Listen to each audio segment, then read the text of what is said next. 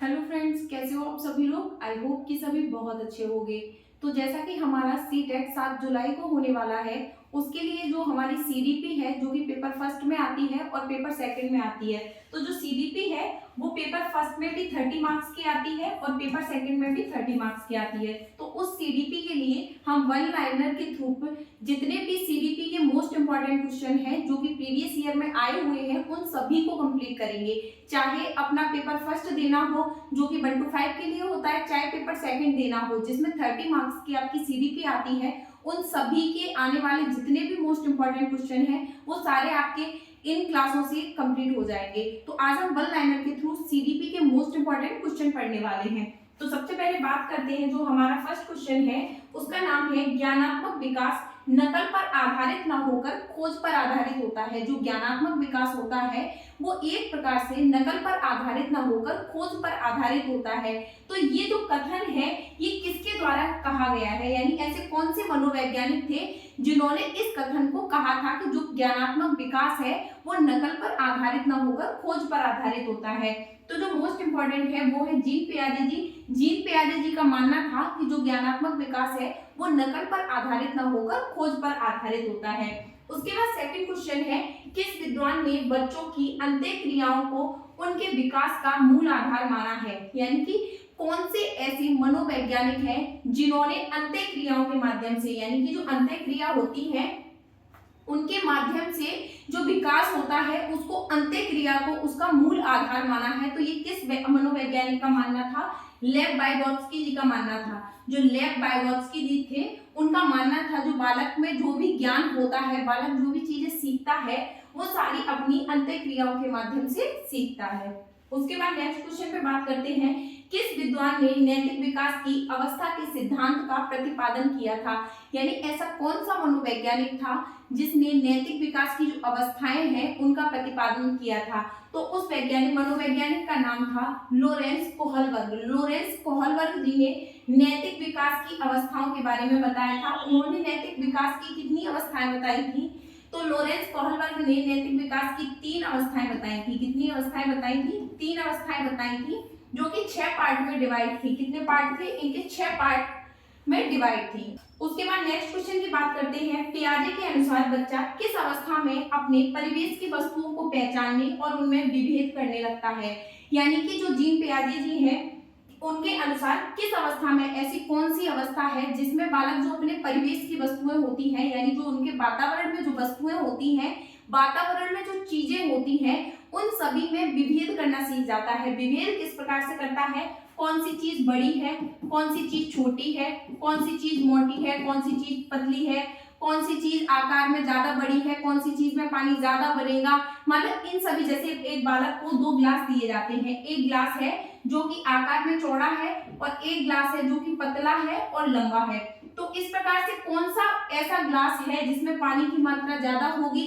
तो बालक कई बार ऐसा होता है, इसे छोटा देखकर ये सोच लेते हैं कि इस जो ग्लास है ये इसका, लेकिन जो आकार है वो चौड़ाई में ज्यादा है, इसका हाइट में ज्यादा है। तो इनमें से जो इन सभी चीजों के बारे में जो डिफरेंस करना सीखता है वो बालक किस अवस्था में सीखता है? तो पूर्व संक्रियात्मक अवस्था में बालक अपने परिवेश की जितनी भी चीजें होती हैं उन सभी में भेद करना सीख जाता है। उसके बाद नेक्स्ट क्वेश्चन है, पियाजे ने किसी बच्चों के विचारों में नए विचारों का समावेश हो जाना क्या कहा है, यानी कि जो जीन पियाजे जी हैं उनका मानना था एक बालक के जो विचार हैं उनमें और नए नए प्रकार के विचार आ जाना, नए नए प्रकार की धारणाएं आ जाना, उनका शामिल हो जाना क्या कहलाता है? तो जीन पियाजे के अनुसार उसे आत्मसातीकरण कहा जाता है। क्या कहा जाता है? आत्मसातीकरण कहा जाता है। जो बालक के विचार हैं उनमें नए नए विचारों का आ जाना क्या कहलाता है? आत्मसातीकरण कहलाता है। क्या कहलाता है? आत्मसातीकरण कहलाता है। उसके बाद नेक्स्ट क्वेश्चन है, बच्चों में आधारहीन आत्मचेतना का संबंध उनके विकास की किस अवस्था से संबंधित होता है? जो बालक होते हैं उसमें आधारहीन आत्मचेतना का जो संबंध होता है वो किस अवस्था में जाके शामिल होता है? तो जब बच्चा एडोलसेंस की एज में आता है, किशोरावस्था में आता है, उस समय जाकर ये शामिल हो जाता है, उस समय जाकर ये एक प्रकार से जागृत हो जाता है। उसके बाद नेक्स्ट क्वेश्चन है, बच्चे के विकास से संबंधित निर्माण और खोज का सिद्धांत किस मनोवैज्ञानिक ने दिया था, यानी कि बच्चे के जो विकास से संबंधित जो निर्माण और खोज का सिद्धांत है वो किस मनोवैज्ञानिक के द्वारा दिया गया था, तो उसको देने वाले जो मनोवैज्ञानिक थे वो थे जीन पियाजे जी। जीन पियाजे ने खोज और निर्माण का जो सिद्धांत है वो दिया था। लोरेंस कोहलबर्ग द्वारा प्रतिपादित नैतिक विकास के सिद्धांत के अनुसार पूर्व नैतिक अवस्था की अवधि कितनी है। जैसे कि जो लोरेंस कोहलबर्ग जी हैं उन्होंने नैतिक विकास की अवस्थाओं का सिद्धांत दिया है। नैतिक विकास की कितनी अवस्थाएं बताई हैं, 3 अवस्थाएं बताई हैं। उन 3 अवस्थाओं को कितने चरणों में बांटा गया है, तो 6 चरण में बांटा गया है। यानी कि 3 अवस्थाएं बताई हैं जिन्हें कि 6 चरण में बांटा गया है। उन सभी में जो पूर्व नैतिक अवस्था का टाइम पीरियड है वो कितना है, तो कोहलबर्ग के अनुसार जन्म से 2 वर्ष तक की आयु जो होती है वो पूर्व नैतिक अवस्था मानी जाती है। उसके बाद नेक्स्ट क्वेश्चन है बुद्धि का पदानुक्रत संरचना का सिद्धांत किसके द्वारा दिया गया है। यानी कि बुद्धि में जो पदानुक्रत संरचना का सिद्धांत है वो किस मनोवैज्ञानिक के द्वारा दिया गया है, तो फिलिप बर्नन के द्वारा दिया गया है। उसके बाद नेक्स्ट क्वेश्चन है समावेशी शिक्षा किसे कहा जाता है। यानी कि समावेशी शिक्षा किस चीज को कहा जाता है, तो सामान्य और विशिष्ट बालकों के लिए बनाई गई नई शिक्षा प्रणाली समावेशी शिक्षा कहलाती है। समावेशी शिक्षा का मतलब होता है एक ही छत के नीचे एक ही अध्यापक के द्वारा, जिसमें सामान्य और विशिष्ट बालक उन दोनों को शामिल कर जब उन्हें एक ही छत के नीचे एक ही परिवेश में दोनों को शिक्षा प्रदान कराई जाती है तो उसे समावेशी शिक्षा कहा जाता है। जैसे कि कोई भी बालक है जो जिसकी बुद्धि लब्धि सामान्य है और जिसकी बुद्धि लब्धि विशिष्ट है, यानी कि एक प्रकार से ये मान लो एक बालक है जो बहुत ही कमजोर है, एक है बहुत ज्यादा इंटेलिजेंट है, एक है वो थोड़ा नॉर्मल है यानी कि ना बहुत ज्यादा इंटेलिजेंट है ना बहुत ज्यादा वीक है। तो ऐसे सभी बालकों को जब एक साथ में शिक्षा प्रदान कराई जाती है तो उसे क्या कहा जाता है, समावेशी शिक्षा। इसमें बच्चे के लिए नई शिक्षा प्रणालियों का यूज करके उन्हें एक प्रकार से अच्छी गाइडेंस देकर शिक्षा प्रदान कराई जाती है। उसके बाद नेक्स्ट क्वेश्चन है प्रतिभाशाली बालक किसे कहा जाता है। यानी प्रतिभाशाली बालक की कैटेगरी में कौन से विद्यार्थियों को रखा जाता है, तो ऐसे बालक जिनका आईक्यू लेवल 110 से अधिक होता है उन्हें प्रतिभाशाली बालक कहा जाता है। एग्जाम में जो क्वेश्चन है वो इस प्रकार से भी आ सकता है कि जिन बालकों का आईक्यू लेवल 110 से ज्यादा होता है वो कौन से बालक कहलाते हैं, तो वो प्रतिभाशाली बालक कहलाते हैं। प्रतिभाशाली बालकों का आईक्यू लेवल कितना होता है, 110 से एबव होता है, यानी उससे ऊपर होता है। नेक्स्ट क्वेश्चन है पिछड़ा बालक किसे कहा जाता है।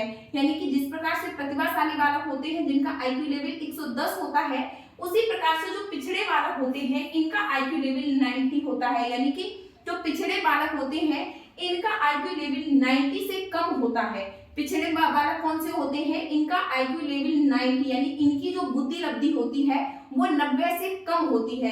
तो जितने भी बालक हैं जिनकी बुद्धि लब्धि अगर एग्जाम में ये आती है, एक बालक है जिसकी बुद्धि लब्धि 75 है, यानी तो उस बालक को किस श्रेणी में रखा जाएगा, तो उसे पिछड़े बालक की श्रेणी में रखा जाएगा। तो जिनकी बुद्धि लब्धि 90 से कम होती है वो सारे बालक पिछड़े बालकों की श्रेणी में रखे जाते हैं। नेक्स्ट क्वेश्चन है सामान्य बुद्धि के बालक का आईक्यू लेवल कितना होता है। जो नॉर्मल चिल्ड्रन होते हैं उनकी जो बुद्धि लब्धि होती है उसका आईक्यू लेवल कितना होता है, तो जो नॉर्मल चाइल्ड होते हैं उनकी बुद्धि लब्धि 90 से 110 के बीच में होती है। तो जो सामान्य बालक होते हैं उनकी बुद्धि लब्धि कितनी होती है, 90 से 110 के बीच में होती है। उसके बाद नेक्स्ट क्वेश्चन की बात करते हैं सृजनशील बालक किन्हें कहा जाता है। ये वो क्वेश्चन है जो कि आपके प्रीवियस ईयर में चाहे पेपर फर्स्ट हो चाहे पेपर सेकंड हो दोनों में ही रिपीट किए जा चुके हैं, कई बार पूछे जा चुके हैं। कई बार उनके पूछने के जो तरीके होते हैं वो थोड़े से थोड़े चेंज कर दिए जाते हैं, लेकिन जो क्वेश्चन होते हैं वो लगभग इसी प्रकार से पूछे जाते हैं। जैसे पूछा जाएगा एक बालक है जिसका आईक्यू लेवल 110 है, उसे किस श्रेणी में रखा जाएगा, तो उसे एक प्रकार से प्रतिभाशाली श्रेणी में रखा जाएगा।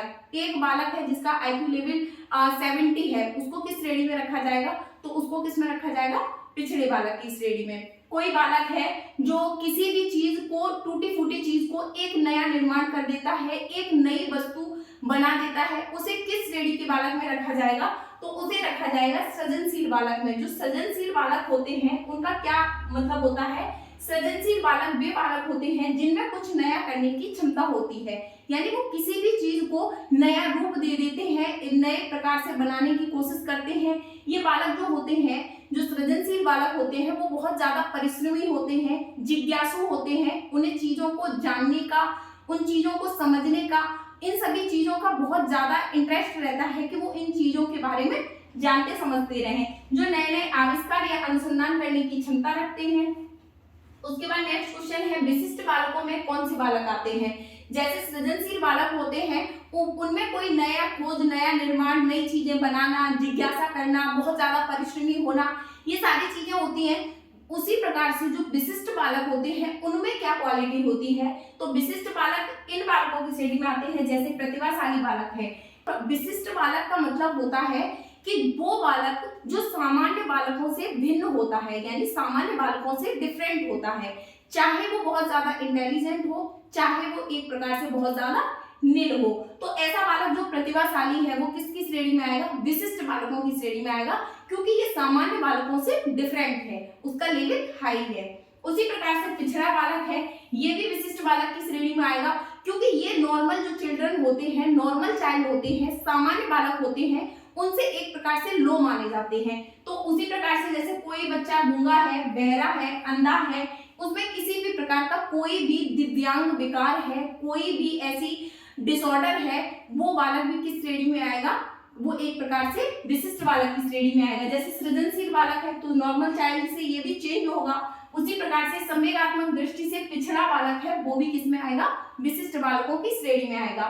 विशिष्ट बालकों का मतलब ये होता है कि वो बालक जो सामान्य बालकों से किसी भी प्रकार से भिन्न हो, चाहे वो उनसे इंटेलिजेंट हो, चाहे वो उनसे वीक हो, मतलब वो उनसे अलग होने चाहिए, उनसे डिफरेंट होने चाहिए, वो सभी किसकी श्रेणी में आएगा? विशिष्ट बालक की श्रेणी में आएंगे। उसके बाद नेक्स्ट क्वेश्चन है, सृजनशील बालकों का आईक्यू लेवल कितना होता है? जो सृजनशील बालक होते हैं उनका आईक्यू लेवल कितना होता है? तो सृजनशील बालकों का आईक्यू लेवल 120 से अधिक होता है, कई बार 110 से भी अधिक पूछ लिया जाता है, यानी कि 110 से भी ज्यादा लिखा होता है, तो वो सभी बालक किसमें आएंगे? सृजनशील बालकों में आएंगे। वंचित बालक किसे कहा जाता है? यानी कि जो वंचित बालक होते हैं वो किन बालकों को कहा जाता है? तो वंचित बालक वे बालक होते हैं जिन्हें शिक्षा के उचित अवसर प्राप्त नहीं होते हैं, यानी कि ऐसे बालक जिन्हें शिक्षा के उचित अवसर प्राप्त नहीं होते हैं, मतलब वो पढ़ना तो चाहते हैं लेकिन उनको अच्छी शिक्षा नहीं मिल पाती है, एक प्रकार से उन्हें अच्छे अवसर प्राप्त नहीं हो पाते हैं, तो वो बालक कैसे बालकों की श्रेणी में आएंगे? वंचित बालकों की श्रेणी में आएंगे। उनको वैसा माहौल नहीं मिल पाता है, उनको वैसे स्कूल नहीं मिल पाते हैं, वैसा परिवेश नहीं मिल पाता है, इस कारण वो पिछड़ जाते हैं और कहीं ना कहीं अपनी शिक्षा को प्राप्त नहीं कर पाते हैं, तो वो बालक किसकी श्रेणी में आएंगे? वंचित बालकों की श्रेणी में आएंगे। ऐसे बालक जैसे कि आदिवासी क्षेत्रों के बच्चे होते हैं, आदिवासी क्षेत्रों में जैसे पढ़ाई का जो माहौल होता है वो एक प्रकार से कम हो गया, इस कारण बालक पढ़ नहीं पाया, तो ऐसे बालक किसकी श्रेणी में आएंगे?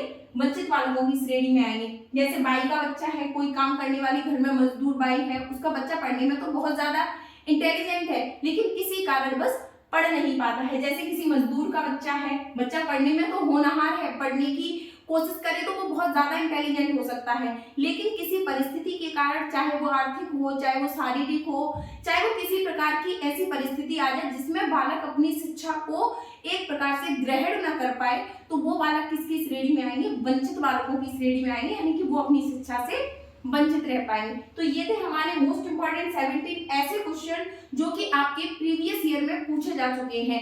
आज ये हमारी सीटेट की फर्स्ट क्लास है। अब आपकी जितनी भी क्लासेस हैं वो सारी कंटिन्यू चलेंगी। आपकी जो सीडीपी और पेडागोजी है, टोटल मिला के जो आपके सीडीपी होती है वो 30 मार्क्स की आती है, चाहे पेपर फर्स्ट हो चाहे पेपर सेकंड हो। जैसे कि फर्स्ट पेपर है उसमें 15 मार्क्स की जो आपकी पेडागोजी पूछी जाती है, तो लवली एकेडमी पर आपकी 30 मार्क्स की जो सीडीपी है वो प्लस आपकी जो अदर जितने भी सब्जेक्ट हैं उन सभी की जो पेडागोजी है वो सारी एक प्रकार से थ्योरी, उसके पीवाईक्यू, उसके जितने भी मॉक टेस्ट है वो सारे कंप्लीट करा दिए जाएंगे। आपके एग्जाम से पहले आपका रिवीजन बहुत अच्छे से करा दिया जाएगा। तो आज ये हमारी सीटेट की पहली क्लास है, इसके बाद आपको कंटिन्यू आपकी क्लासेस मिलती रहेंगी।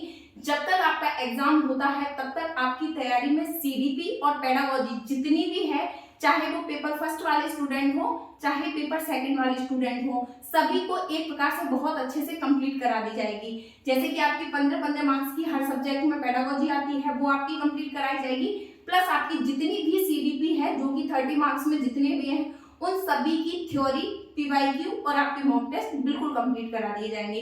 तो आज की हमारी फर्स्ट क्लास है, फर्स्ट क्लास में फिलहाल इतना ही। आपकी नेक्स्ट क्लास बहुत जल्दी अपलोड कर दी जाएगी। तो आज के लिए हमारी इस क्लास में फिलहाल इतना ही। Thank you.